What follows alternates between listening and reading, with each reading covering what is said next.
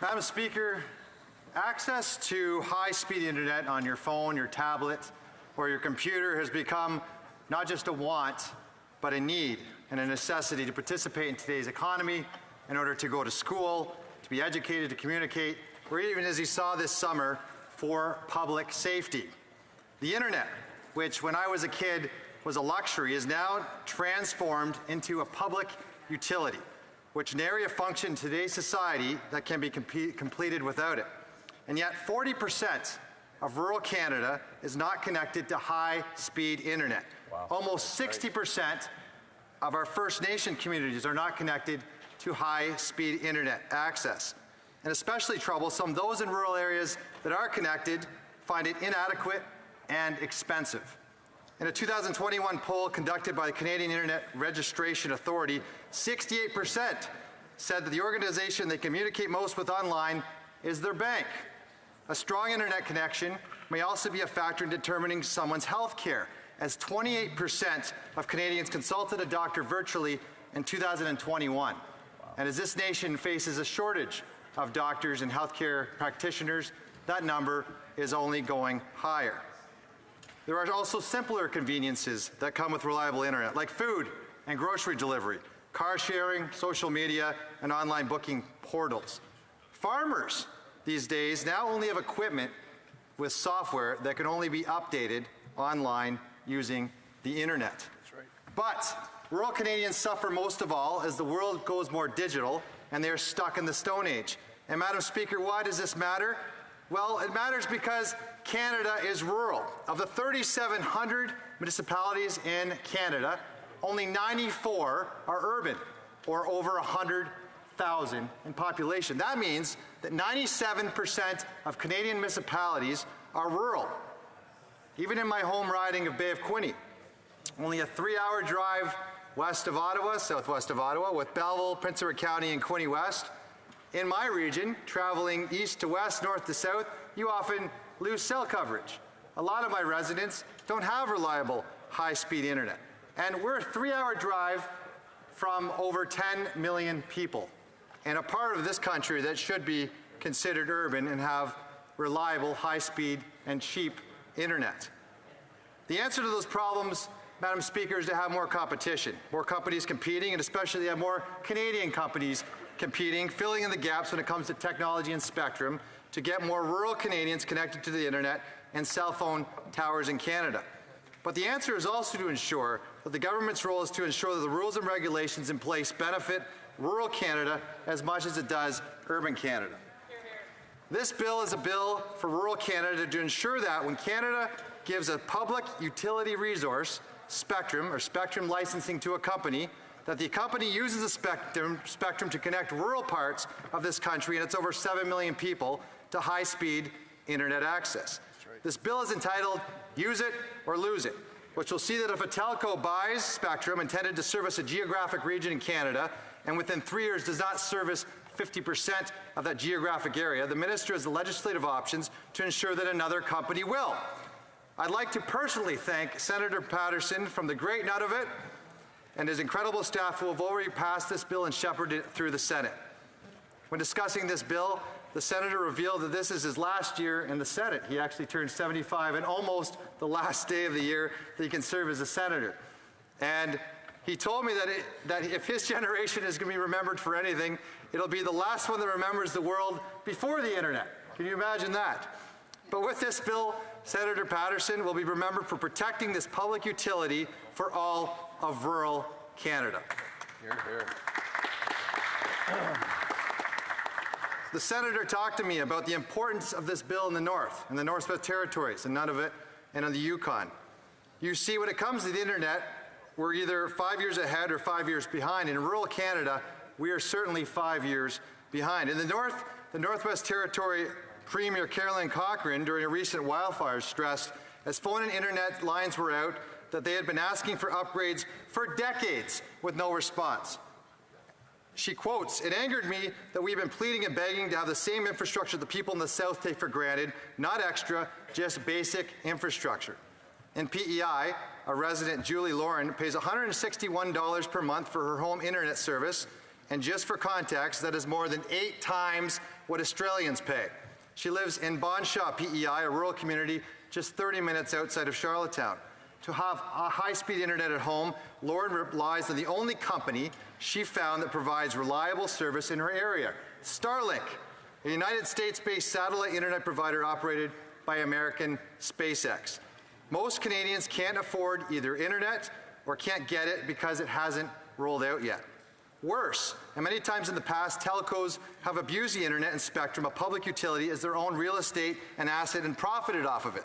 And there are many examples this very thing has happened. In 2008, after a competitive auction that lasted 331 rounds, Quebecers Media Videotron Limited shelled out $96.4 million for the exclusive rights to a block of wireless airwaves in Toronto, outside of its home market of Quebec. But the telecom never built a wireless network out in Canada's most populous city, and in June 2017, it sold the unused licenses to Rogers Communications for $184.2 million, netting an $87.8 million profit. A month later, Videotron earned an even larger windfall, $243.1 million, by selling a handful of spectrum licenses to Western Canadian Telecom Shaw Communications Incorporated. And in 2013, after scrapping its on-again, off-again plans to launch wireless services, Shaw sold 18 licenses to Rogers for $350 million, nearly twice the $189.5 million it bought for them in 2008. Madam Speaker, the message couldn't be clearer. Spectrum is a public utility. It's a public good. The government owns it and leases it to companies with the idea that they will use it. Spectrum should not be flipped like a piece of real estate. It should be developed. Or if it can't be given to those that can give it to those companies to develop, especially in rural Canada, so that they can get the high-speed internet that they need. And by law, although the government says they can do just that, there has been very little done about it. This bill gives the minister powers to do something about it. The minister's new powers include repealing licenses if they do not meet the geographic deployment conditions. You see right now it's met only by population. And a lot of times what will happen to spectrum licenses, if they fulfill the population, which in tier 2 to 4 includes an urban component, so if a licensee fulfills the Toronto component but not the Northern King region or Vaughan component, they can still hold on to that license, even though those rural users don't have internet. This makes sure that it's geographic. That includes the geography, that 50% of the geographic area must be met, not just the urban area. It includes a consent to an agreement to transfer the license to a new provider if the original owner has partially deployed service. So there is a provision, use it or share it. So it's not going to be as cruel for those that are actively trying to deploy spectrum. It's going to give the minister power to make a decision to work with that provider as long as they are working with the ministry and with the minister. And it's going to allow the spectrum license to be shared among 2 or more companies to deliver the service to a assigned geographic area. Again, not just use it or lose it, but if need be, use it or share it, which I think is very innovative. These came from amendments on the Senate.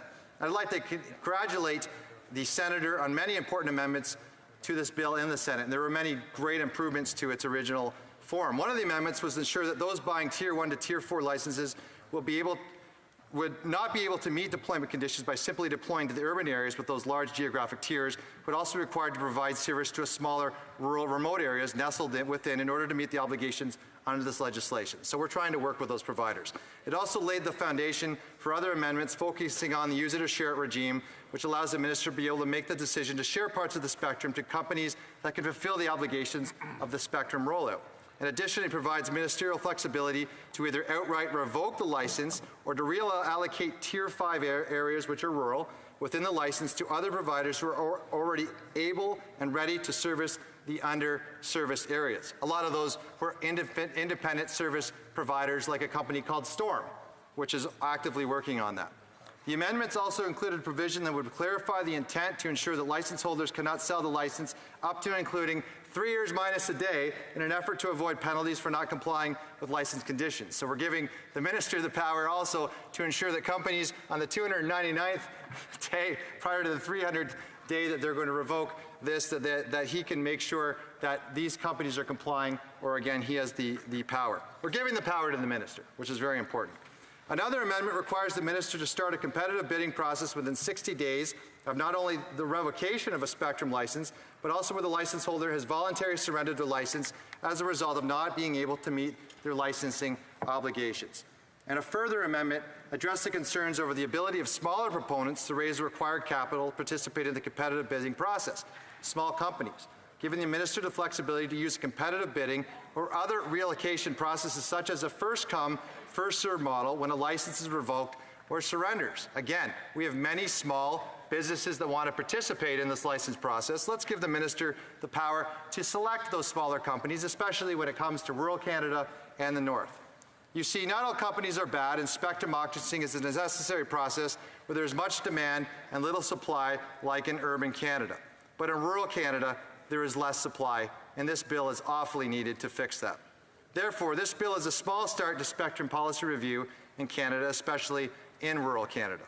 In the Senate, Senator Patterson noticed the importance of this bill in raising awareness of the major problem of connectivity, including Indigenous communities, and the impact this plays on Canada's reconciliation process, especially as it pertains to enhancing the language and culture of those in remote communities.